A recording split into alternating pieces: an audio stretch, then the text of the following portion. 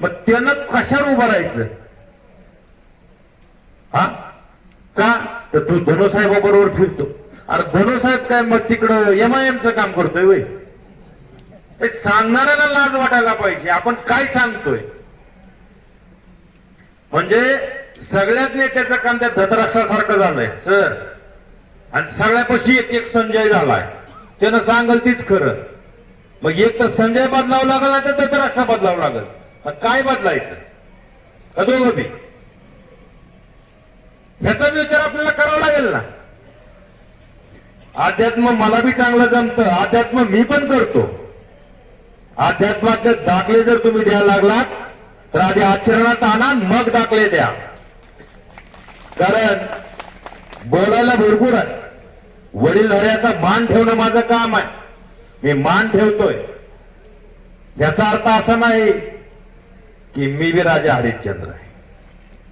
पातळी तुम्ही सगळ्यांनी सोडली तर मी माझी लेवल सोडेल. आणि मी तांडव चालू केलं तर ते कोणाला सोसणार नाही. कारण शांततेत आहे. मला सांगितलं बापू ह्या गोष्टीचे साक्षीदार हे दोघं आहेत. कारण नगरपालिकेला शांत राहिलो तर तुम्ही बघितलंय सगळे नगराध्यक्ष 2-2 हजार आलेत. मी एकालाही एका शब्दानं बोललो नाही. शांत राहिलो. 200 आलेत. आपले नगराध्यक्ष फक्त किती 250 मतांना आले. तिकडे 5 आपला 6वा नगराध्यक्ष बहुमत आहे. इथं मला वाटतं 8 आणि 9वा नगराध्यक्ष. शिवसेना फक्त बोललो नाही तर एवढं फोपवलंय. कार्यकर्त्याचं इलेक्शन आहे. कार्यकर्ता म्हणून वाढतोय. कार्यकर्ता म्हणून लढतोय. कार्यकर्त्यासाठी लढतोय म्हणून शांत आहे. एवढं ना काय होणार नाही. पुलाखालनं भरपूर पाणी अजून वाढणार आहे.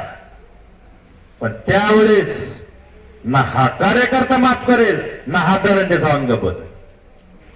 मग तिथं कुठलं मर्यादा मला वाटतं मी तुमच्या सगळ्याच्या साक्षीने सांगतो मग मी पाळणार नाही.